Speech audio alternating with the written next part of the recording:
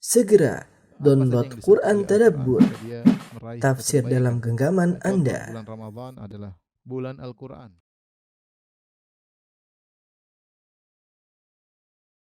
Bismillahirrahmanirrahim. Assalamualaikum warahmatullahi wabarakatuh. Alhamdulillahi ala ihsanih wa syukru lahu ala taufiqihi wa amtinanihi wa asyhadu an la ilaha illallah wahdahu la syarika lahu ta'ziman li sya'nihi wa asyhadu anna Muhammadan abduhu wa rasuluhu da'ila ridwanih. Allahumma salli alaihi wa ala alihi wa ashabihi wa ikhwani.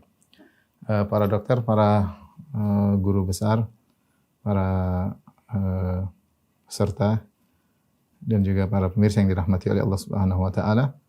Pada kesempatan kali ini kita akan bahas dua hadis insyaallah, hadis ke-40 dan hadis 41 ya. Hadis 40 tentang bagaimana sikap yang seharusnya kita terhadap dunia, yaitu hendaknya kita harusnya zuhud kepada dunia. Dan hadis ke-41 tentang bagaimana kita harusnya tunduk kepada Rasulullah sallallahu alaihi wasallam dengan mengalahkan hawa nafsu kita. Adapun hadis ke-40 an Ibni Umar radhiyallahu ta'ala anhuma, dari sahabat Ibnu Umar radhiyallahu ta'ala anhuma, semoga Allah meridainya dan semoga Allah meridai ayahnya, itu Umar bin Khattab. Qala, beliau berkata, akhadha Rasulullah sallallahu alaihi wasallam bimankibayya. Rasulullah sallallahu alaihi wasallam memegang kedua pundakku.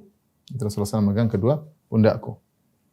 Dan kita tahu Ibnu Umar adalah dari sahabat-sahabat yang junior ya, sahabat-sahabat junior. Bukan sahabat senior, dia masih sangat muda ketika Nabi sallallahu alaihi wasallam berbicara dengan Ibnu Umar menyampaikan hadis ini, ya. Nabi sallallahu alaihi wasallam berkata, "Kun fid dunya ka'annaka gharibun aw 'abiru sabil." Jadilah engkau di dunia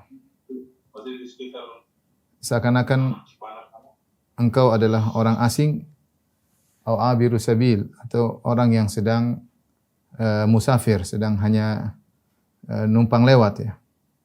Kata Nabi sallallahu alaihi wasallam, kun fid dunya ka'annaka gharibun aw 'abiru sabil. Jadilah kau di dunia seperti orang asing atau orang yang sekedar numpang lewat, orang musafir.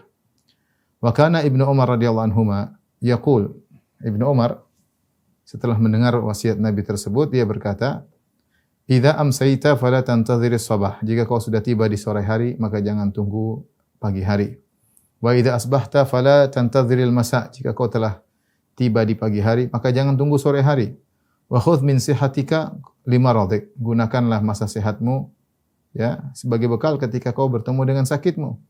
Wa min hayatika limautik, dan gunakanlah kehidupanmu sebagai bekal untukmu ketika bertemu dengan kematianmu. Hadis riwayat Al-Imam Al-Bukhari. Para dokter yang dirahmati Allah Subhanahu wa taala, hadis ini diriwayatkan oleh Ibnu Umar. Tadi saya singgung bahwa Ibnu Umar adalah salah seorang sahabat junior. Kemudian Nabi sallallahu alaihi wasallam ketika memberi nasihat, Nabi memegang kedua pundak. Ini di antara metode Nabi sallallahu alaihi wasallam dalam memberikan nasihat dalam rangka syaddul intibah, yaitu agar orang yang diberi nasihat memperhatikan Nabi sallallahu alaihi wasallam. Terkadang Nabi dengan menyentuh ya. Terkadang Nabi sallallahu alaihi wasallam dengan mengatakan bilangan tertentu, salasatun ya, 3 atau sab'atun 7. Sehingga orang ketika mendengar 3 dia sudah langsung perhatian dan ingin menunggu 3 perkara itu apa saja. Atau dia mengatakan sab'atun 7, kemudian dia pun menunggu 7 itu apa saja. Terkadang Nabi sallallahu alaihi wasallam memberikan ucapan tertentu sebelumnya ya. Seperti Rasulullah mengatakan ya gulam, wahai sang remaja, atau Rasulullah mengatakan inni uhibbuka fillah, aku mencintai engkau karena Allah ya. Dan beberapa muqaddimah yang dilakukan oleh Nabi sallallahu alaihi wasallam dalam rangka mencari perhatian dari para audiens ya. Di antara metode Nabi dalam rangka menarik perhatian audiens adalah dengan menyentuh. Di sinilah Nabi sallallahu alaihi wasallam memegang kedua pundak menunjukkan keseriusan Nabi kepada Ibnu Umar. Ibnu Umar sahabat junior, artinya Nabi ketika mengucapkan ini masih muda, masih remaja ya. Oleh karena dalam sebagian peperangan, kalau tidak salah perang Uhud, Ibnu Umar ditolak tidak boleh ikut perang Uhud karena masih belum balik. Ya, jadi dia adalah sahabat junior. Tetapi nasihat ini berkaitan dengan hakikat kehidupan. Dan ini menunjukkan bahwasanya hakikat kehidupan ini bukan hanya diketahui oleh orang-orang yang sudah tua, yang sudah 40-an, sudah 50-an, yang sebentar lagi akan meninggal dunia. Bahkan ini hendaknya diketahui oleh para remaja. Mereka harus persiapan menghadapi hakikat dunia ini. Nabi berkata, kun fid dunya ka'annaka gharibun aw abiru sabil. Jadilah kau di dunia seakan-akan kau gharib atau seakan-akan engkau adalah orang yang sedang bersafar. Jadi ada dua, terserah pilih yang mana. Ya. Kata Nabi SAW, kun fid dunya, jadilah engkau di dunia, salah satunya, ka'annaka gharib au abiru sabil. Gharib au abiru sabil. Gharib yaitu orang asing. Abir sabil itu yang numpang lewat. Ya, dalam ini maksudnya musafir ya. Ini dua metode dalam menghadapi dunia. Pertama gharib. Apa itu gharib? Gharib maksudnya dia iqamah, dia tinggal di tempat tersebut, tetapi dia sebagai orang asing. Misalnya saya seorang Indonesia, kemudian saya tinggal misalnya di Eropa, berarti saya orang asing di sana. Saya orang asing di sana ya. Dalam keterasingan. Ya, mungkin bahasa berbeda, orang pun tidak mengenal saya pun tidak mengenal mereka ya. Sehingga orang kalau asing, maksudnya orang asing ketika tinggal di suatu tempat yang dia terasing, dia tidak begitu banyak kenalan, dia tidak nimbrung dalam pembicaraan mereka, dia pun tidak hasad kepada orang yang memiliki rumah-rumah yang mewah. Dia asing di situ, Pak. Bagi dia ingin segera pergi dari keterasingan tersebut. Dia mungkin di situ, dia bukannya tumpang lewat, dia tinggal di situ, tapi dia dalam keterasingan. Tidak ada sanak saudara di situ, tidak ada. Ini maksudnya Rasulullah beri gambaran bahwasanya engkau kalau tinggal di dunia ini, hendaknya engkau seperti orang asing. Orang asing yang tadi, dia tidak begitu banyak kenalan, dia tidak terlalu bercengkerama dengan orang sekitarnya karena dia tidak mengenal mereka dan mereka tidak mengenal dia dan dia dianggap asing oleh mereka, ya. Dia tidak terlalu lihat orang punya kemewahan, dia tidak hasad karena dia tahu ini bukan tempat tinggalnya. Yang penting bagi dia bagaimana saya bisa meninggalkan keterasingan ini. Suatu hari saya harus pergi dari tempat ini. Jadi ini pilihan pertama ketika engkau tinggal di dunia, ya. Jadilah engkau seperti orang asing yang cita-citanya hanyalah bagaimana bisa meninggalkan tempat tersebut untuk menuju ke kampung halaman yang sesungguhnya. Karena dunia kita memang kita ini hidup ini cuma sebentar. Kampung halaman sesungguhnya adalah di akhirat. Maka jangan terpedaya ya. Konsekuensi dari seorang asing itu tidak terlalu sibuk dengan urusan dunia, tidak hasad dengan orang yang memiliki harta yang banyak, enggak. Yang kedua, abirus sabil. Hanya sekedar orang yang numpang lewat. Orang numpang lewat, musafir, apalagi zaman dahulu, yang dia perlukan hanya perbekalan safar, ya. Yang diperlukan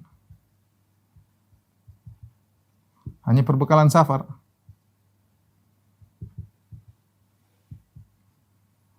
Terlalu banyak bekal,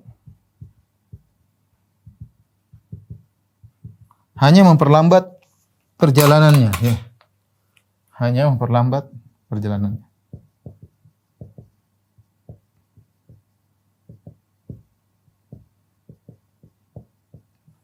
Dia secukupnya, namanya orang apa? Musafir. Makanya Rasulullah SAW pernah berkata, mali walid dunya. Apa urusanku dengan dunia?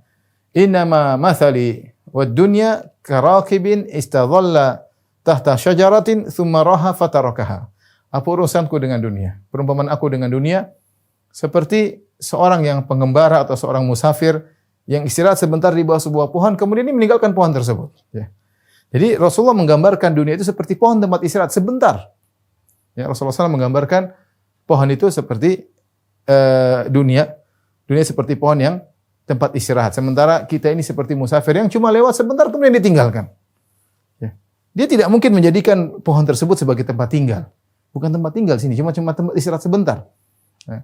Dan dia hanya membawa bekal sedikit, ya. Karena dia akan melanjutkan perjalanan. Kalau ontanya dia penuhi dengan perbekalan, dia nggak akan sampai-sampai dan safarnya akan terlambat dan seterusnya. Ya, ini gambaran yang menunjukkan bahwasanya itulah hakikat dunia. Bagaimana sikap kita dalam menghadapi dunia. Ya, oleh karenanya, kenapa demikian ya? Karena kita tahu ini semua karena dunia itu hanya sebentar, ya. Sementara, sedikit, ya, tidak kekal, ya. Terlalu banyak dalil yang menunjukkan akan hal tersebut. Allah Subhanahu Wa Taala misalnya berfirman tentang dunia, kata Allah, mata'un qalil. Kesenangan yang sebentar. Kesenangan yang sedikit. Ini Allah bicara tentang dunia, ya. Fama mata'ul hayatid dunya fil akhirati illa qalil. Fama mata'ul hayatid dunya fil akhirati illa qalil. Kata Allah, tidaklah ya dunia itu dibanding akhirat kecuali sedikit. Kecuali hanya sedikit. Bayangkan, kata Nabi sallallahu alaihi wasallam, raka'atul fajri khairum minad dunya wa fiha. 2 rakaat sebelum subuh lebih baik pada dunia dan seisinya. Artinya dunia 2 rakaat sebelum subuh kita kerjakan mungkin 2 menit, 3 menit. Ternyata pahala yang Allah siapkan lebih baik daripada dunia dan seisinya. Menunjukkan dunia itu hanyalah sedikit. Kemudian dunia itu bukan darul qarar, bukan tempat yang menetap, ya. Seperti perkataan dari mukmin ali Fir'aun, seorang yang beriman kepada Nabi Musa dari keluarga Fir'aun, yaktumu imanahu, yang dia menyembunyikan imannya. Dia berkata, ya qaumi innama hadhil hayatud dunya mata' wa innal akhirata hiya darul qarar. Ya. Ya qaumi,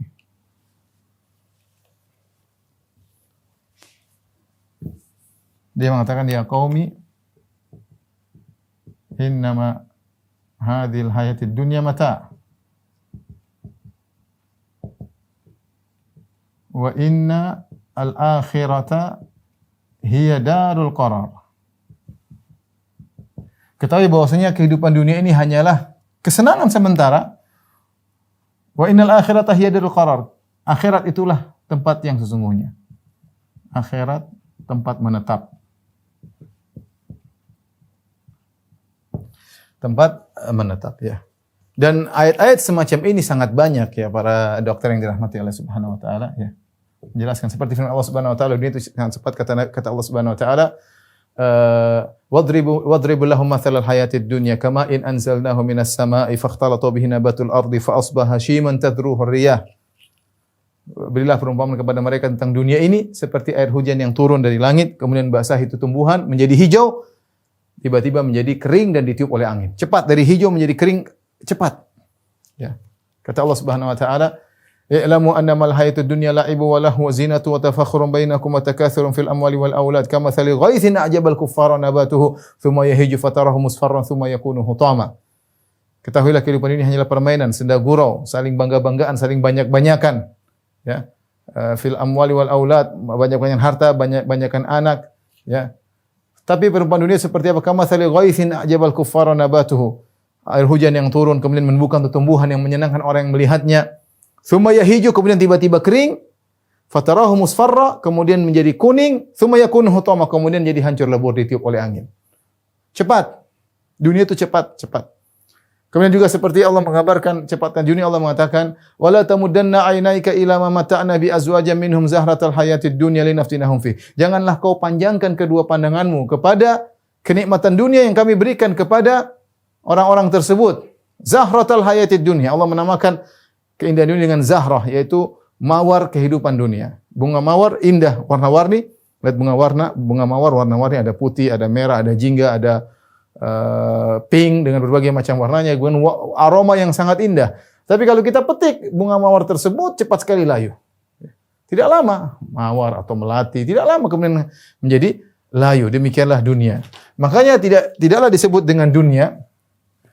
Dunia itu secara bahasa Arab dari ad-dunya, dari ad-dunu. Ad-dunu artinya dekat. Ada yang mengatakan dari dana'ah, artinya hina, ya, rendah. Sehingga seorang mendengar kata dunia saja, harusnya dia sadar dunia itu dekat dan rendah.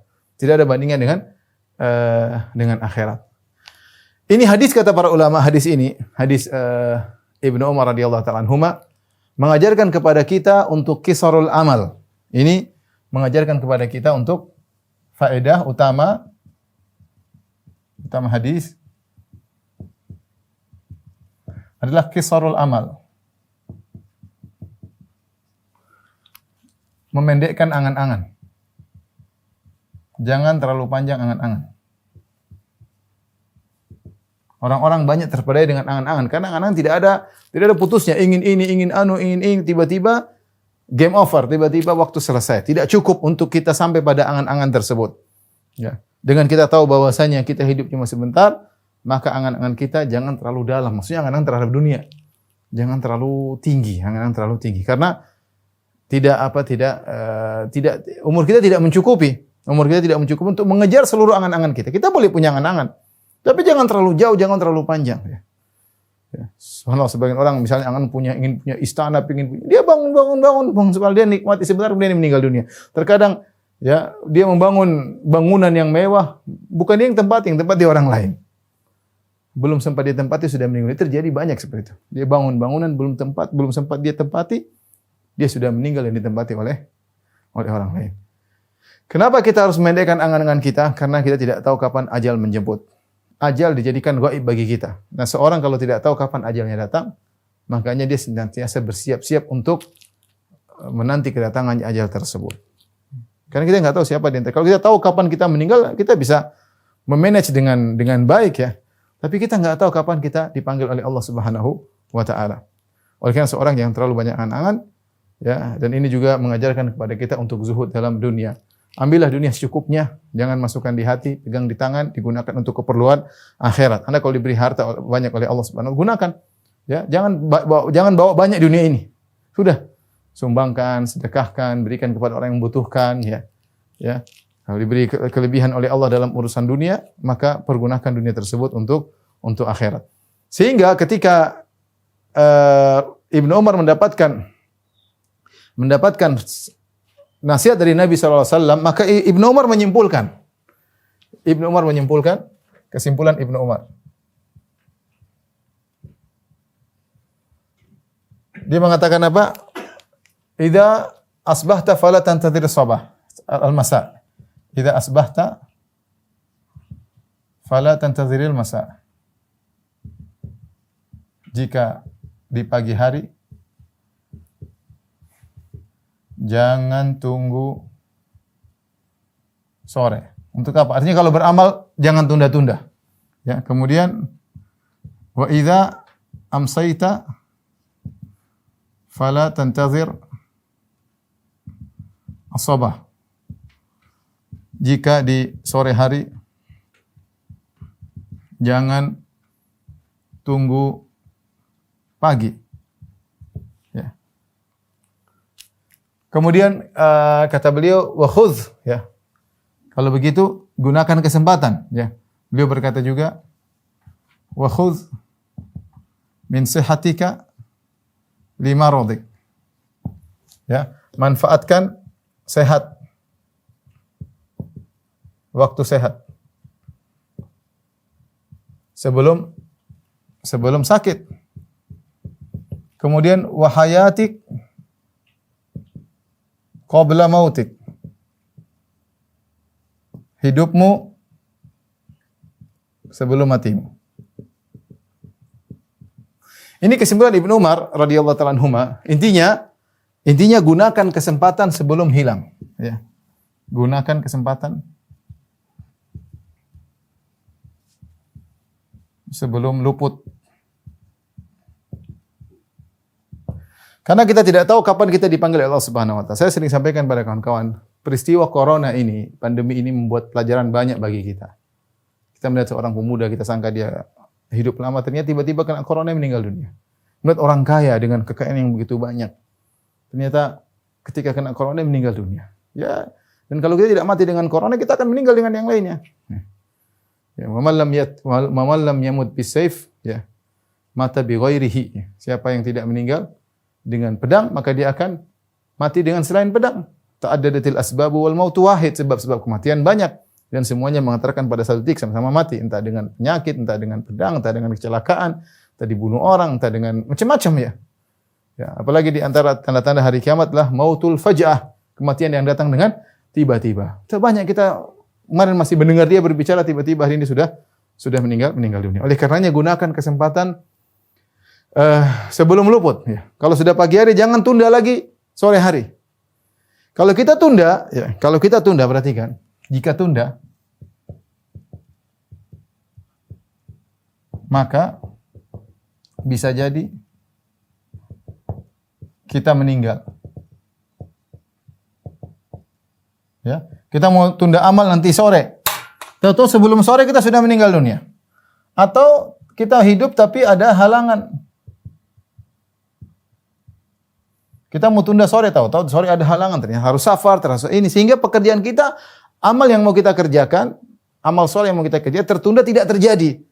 Karena bisa jadi kita meninggal atau ada halangan, dan bisa jadi tidak ada halangan, tapi semangat kita hilang. Semangat pudar, dan ini sangat mungkin terjadi. Ingin bersedekah nanti aja, nanti sore udah nggak semangat lagi. Hidayah sudah Allah cabut, ya, nggak semangat lagi. Makanya kapan ada kesempatan beramal soleh, ikhwan, semangat, jangan tunda-tunda. Hidup kita ini cuma sebentar. Ya. Makanya Rasulullah SAW mengatakan, iktanimu khamsan qabla khamsin. Manfaatkanlah 5 perkara sebelum datang 5 perkara. Di antaranya kata Nabi SAW, sehata qabla saqamik, sehatmu sebelum kau sakit. Kalau sehat, semangat kita. Beribadah dengan semangat, kita enjoy, kita nikmati ibadah kita dalam masa sehat. Nanti kalau sudah sakit, kita sholat juga susah, baca Quran juga berat, ya, sholat malam juga susah, mau puasa nggak bisa. Mumpung masih sehat, nikmati ibadah dalam masa sehat tersebut. Sehataka qabla saqamik, sehatmu sebelum sakitmu.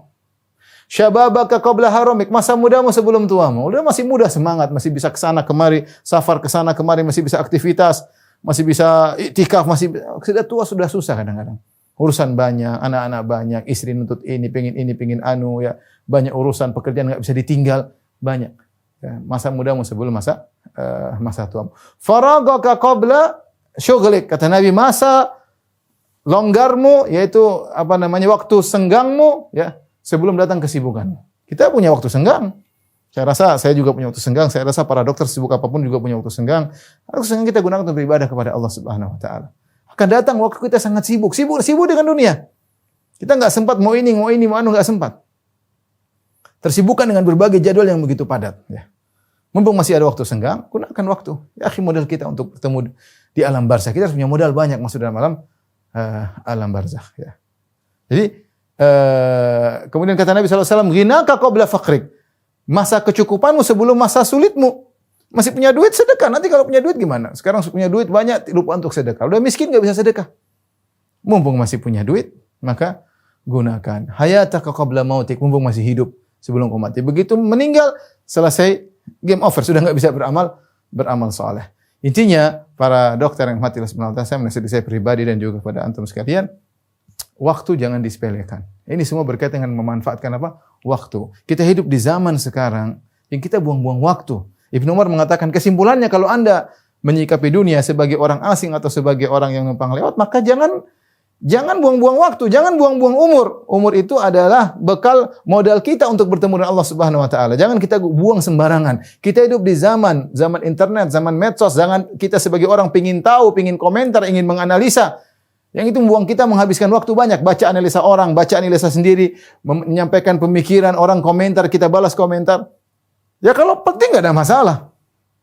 Tapi banyak yang kita komentar nggak penting. Banyak yang kita dengar nggak penting. Banyak yang kita lihat nggak penting buat kita. Sehingga kita sama saja buang-buang umur kita. Seakan-akan kita masih panjang umur. Kita nggak tahu kapan dipanggil oleh Allah Subhanahu wa taala. Inti daripada hadis ini, hadis Ibnu Umar radhiyallahu ta'ala anhuma, bahwasanya seorang di dunia ini ya secukupnya, ya. Jangan terlalu banyak kemewahan, ya. Dia kalau ada perlu enggak ada masalah. Dia punya mobil 2 3 boleh, yang penting dia perlu. Jadi kalau enggak perlu jangan. Enggak perlu koleksi mobil, enggak perlu. Mau diakui sama orang buat apa, ya. Enggak perlu punya rumah sampai banyak-banyak, ngapain? Seperlunya dia perlu buat anak-anak, udah punya oke. Ya. Maksudnya tidak perlu berlebih-lebihan. Punya tas ibu-ibu jangan terlalu banyak, tas ini tas anu kebanyakan. Hisabnya panjang. Memperberat perjalanan menuju Allah Subhanahu wa taala. Semakin mewah kita memiliki kemewahan, semakin hati kita condong kepada dunia. Kita enggak bisa mengontrol hati kita. Kalau kita punya barang-barang mewah, hati kita condong kepada barang-barang mewah tersebut. Sehingga kita berat meninggalkan dunia, rasanya berat. Rasanya sedih banget karena terlalu banyak yang sudah kita kumpulkan. Kita ingin menikmati dunia tersebut. Padahal waktu kita tidak cukup, umur kita terbatas, ya. Ini jadi seorang ketika hidup di dunia, dia harus sadar bahwasanya dia kapan saja, tiba-tiba saja, kapan-kapan saja Allah bisa mencabut nyawanya. Betapa banyak orang keluar dari rumahnya, tidak terbetik dalam benaknya 1% pun dia akan meninggal, tiba-tiba dipanggil oleh Allah Subhanahu. 1% pun tidak terbetik dalam benaknya. Tiba-tiba dia dipanggil oleh Allah Subhanahu. Entah kena stroke, entah kecelakaan, entah serangan jantung, banyak hal yang bisa membuat orang meninggal dunia. Oleh karenanya sungguh indah perkataan seorang penyair, dia mengatakan innalillahi ibadan futana talaqad dunya wa khaful fitana nadharu fiha falamma alimu annaha laysat lihayyin watana ja'aluha lujjatan wattakhadhu salihal a'mali fiha sufuna. Kata seorang penyair, innalillahi ibadan futana. Sungguhnya Allah memiliki hamba-hamba yang cerdas. Talaqad dunya wa khaful fitana. Mereka mentalak dunia dan mereka takut dengan fitnah-fitnah dunia. Nadharu fiha. Mereka memandang tentang hakikat dunia. Falamma alimu annaha laysat lihayyin watana. Mereka tahu dunia ini bukan tempat tinggal selamanya, hanya tempat lewat. Ja'aluha lujjatan wattakhadhu salihal a'mali fiha sufuna. Mereka memandang dunia seperti air laut. Ya, lautan yang harus ditempuh dan mereka menjadikan amal soleh mereka sebagai perahu kapal yang menyelamatkan mereka dari ombak dunia tersebut. Karenanya ikhwan dan akhwat yang rahmatillah subhanahu wa ta'ala, saya bukan berarti mengatakan kita buang dunia, tidak. Dunia ini kita perlu. Tapi gunakan untuk akhirat. Kapan kita tidak gunakan dunia untuk akhirat, berarti kita memperberat perjalanan kita menuju Allah, memperberat hisab kita di akhirat kelak. Setiap kita punya dunia niat untuk akhirat. Punya apa saja? Saya punya laptop, saya niatkan untuk akhirat. Saya punya jam, saya niatkan untuk akhirat. Kita latih diri kita sebenarnya. Saya punya rumah, saya niatkan untuk akhirat. Saya punya mobil, saya niatkan untuk akhirat. Kita gunakan. Jadi tidaklah kita membeli sesuatu, tidaklah kita memiliki sesuatu, kita niatkan untuk akhirat. Sehingga yang ada di hati kita adalah akhirat, bukan apa? Bukan dunia. Adapun sekedar memperkaya, memperbanyak, terlalu banyak aset, perusahaan di mana-mana, sehingga sudah pikiran dunia dari satu perusahaan ke perusahaan lain. Ya kalau dia mikir dunia untuk akhirat, enggak apa-apa. Dia ingin cari uang sebanyak-banyaknya untuk bangun pondok, untuk membantu fakir miskin. Oke, itu kita yang inginkan. Berarti dunia yang selama ini dia tempuh adalah untuk akhirat. Tapi kalau untuk murni dunia, hanya untuk kesenangan dunia, ya apa yang mau dia rasakan? Entar lagi dia juga meninggal dipanggil Allah Subhanahu wa taala. Wallahu alam bisawab. Kita lanjutkan hadis berikutnya. Hadis ke-41. Tolong dihapus. An Abi Muhammad Abdullah bin Amr bin Al-As radhiyallahu taala anhuma. Qala Rasulullah sallallahu alaihi wasallam, Rasulullah sallallahu bersabda, la yu'minu ahadukum hatta yakuna hawahu tab'an lima ji'tu bihi. Kata Nabi sallallahu alaihi wasallam, tidaklah beriman salah seorang dari kalian sampai hawa nafsunya mengikuti apa yang aku bawa. Sampai hawa nafsunya mengikuti apa yang aku bawa. Hadithun hasanun sahihun. Ruwinahu fi kitabil hujjah bi isnadin sahih. Kata An-Nawawi, ini adalah hadis yang hasan yang sahih. Kami meriwayatkan hadis ini dalam kitab Al-Hujjah dengan sanad yang sahih. Ya. Saya ulangi, An Abi Muhammad Abdullah bin Amr bin Al-As radhiyallahu anhuma, dari sahabat Abdullah bin Amr bin Al-As. Amr bin Al-As ayahnya, anaknya namanya Abdullah. Makanya Abdullah bin Amr bin Al-As radhiyallahu anhuma. Semoga Allah meridhai Abdullah dan meridhai bapaknya Amr bin Al-As. Beliau meriwayatkan hadis bahwasanya Rasulullah SAW bersabda, la yu'minu ahadukum, tidaklah beriman salah seorang dari kalian hatta yakuna hawahu tab'an lima ji'tu bihi, sampai hawa nafsunya mengikuti apa yang aku bawa. Hadis ini disahihkan oleh Al-Imam Nawawi rahimahullahu taala dan beliau mengatakan bi isnadin sahih. Namun banyak ulama mengkritik hadis ini, secara sanadnya bermasalah. Secara sanad bermasalah. Tetapi secara konten, secara makna, maka makna hadis ini adalah makna yang benar. Artinya seorang tidak sempurna imannya, ya, sampai hawa nafsunya mengikuti apa yang dia bawa. Nabi sallallahu alaihi wasallam, la yu'minu ahadukum hatta yakuna hawahu tab'an lima ji'tu bihi.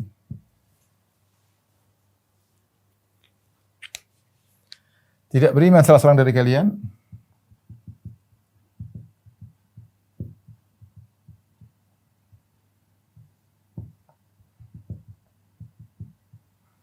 hingga hawa nafsunya mengikuti apa yang aku bawa, ya. Hingga hawa nafsunya, tunduk atau mengikuti apa yang aku bawa, yaitu ajaranku. Makna yang seperti ini datang dalam Al-Quran dan juga dalam hadis ya, yang semakna dengan hadis ini.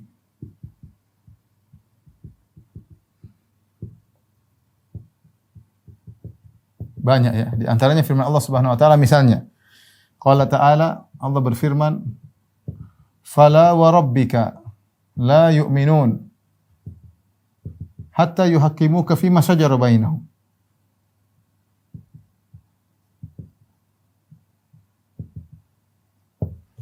Thumma la yajidu fi anfusihim harajan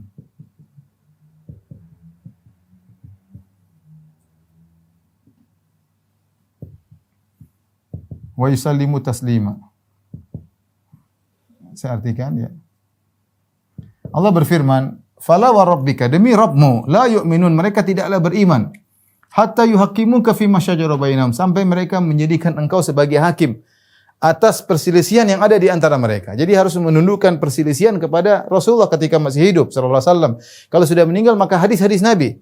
Tsumma la yajidu fi anfusihim harajan, setelah mereka mendengar keputusan Anda wahai Rasulullah, la yajidu fi anfusihim harajan, tidak ditemukan dalam hati mereka gurundel sedikit pun. Tidak ada, mereka benar-benar wa yusallimu taslima, mereka benar-benar menerima keputusan Nabi sallallahu alaihi wasallam. Itu baru dikatakan seorang beriman yang sempurna.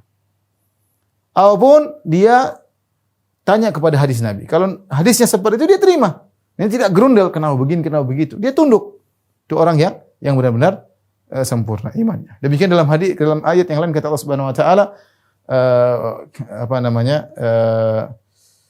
innama qaulal mu'minina idza du'u ila Allahi wa rasulihi liyahkuma bainahum ay yaqulu sami'na wa ata'na. Ya. Sungguhnya perkataan orang-orang beriman jika disuruh untuk berhukum dengan Allah dan Rasulnya, mereka berkata sami'na wa ata'na, kami mendengar dan kami taat ya. Ayat semisal ini banyak. Seperti firman Allah Subhanahu wa taala juga dalam surat Al-Ahzab. Allah berfirman, "Wa ma kana lil mu'min wala mu'minah wa ma kana lil mu'minin wala mu'minah idza qada Allahu wa rasuluhu amran an yakuna lahum al-khiyaratu min amrihim."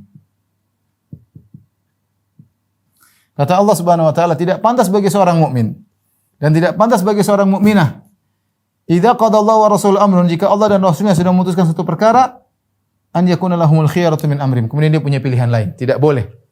Tidak pantas untuk punya pilihan lain.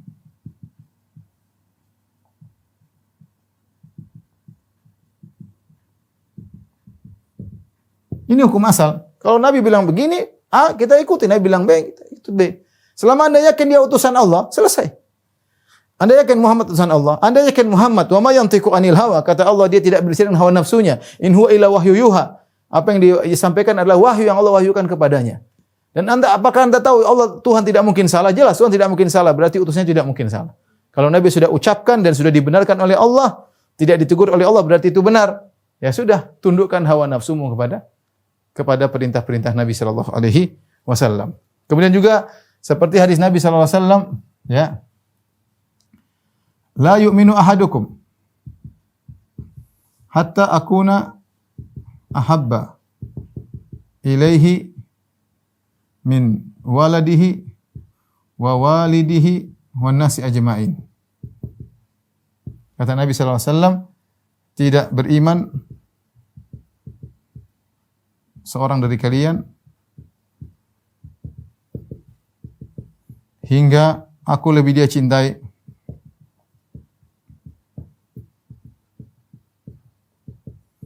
dari anaknya, orang tuanya, dan seluruh manusia. Ya. Ini jelas. Kalau Anda cinta kepada Nabi, maka Nabi harus lebih dicintai daripada tidak beriman Anda. Sampai Nabi lebih cinta daripada diri Anda, daripada orang tua, daripada Anda seluruh manusia. Bahkan Allah mengatakan, "Qul in kana aba'ukum wa abna'ukum." Qul in kana aba'ukum wa abna'ukum wa azwajukum wa ashiratukum wa ikhwanukum wa azwajukum wa ashiratukum wa amwalun iktaraftumuha wa tijaratun takhshawna kasadaha wa masakinu tardawnaha ahabba ilaikum minallahi wa rasulihi wa jihadin fi sabilihi fatarabbasu hatta ya'ti Allah bi amri. Katakanlah kalau orang tua kalian lebih kalian sayangi, atau anak kalian, atau saudara kalian, atau istri kalian, atau kabilah kalian, atau perdagangan kalian yang kalian takut kerugiannya, atau tempat-tempat tinggal kalian lebih kalian sukai daripada Allah dan Rasulnya, tunggulah keputusan Allah Subhanahu wa taala. Ya. Maka kita harus mendahulukan Nabi SAW daripada yang selainnya. Ya. Ini menunjukkan bahwasanya tentang sempurnanya iman seseorang. Dan inilah makna kalau kita bilang raditu billahi rabba wa bil islami dina wa bi Muhammad. Raditu, aku ridha Islam sebagai agamaku, Allah sebagai Tuhanku, wa bi Muhammadin, ya, nabiyyan wa rasula. Aku ridha Muhammad sebagai nabiku. Dianjurkan kita membaca, ya, zikir pagi petang di antara zikir ini. Apa ridha Anda Muhammad sebagai nabi Anda? Ridha apa yang dia putuskan Anda terima. Kita dapati sekarang sebagian kaum muslimin menolak hadis-hadis Nabi dengan mudah.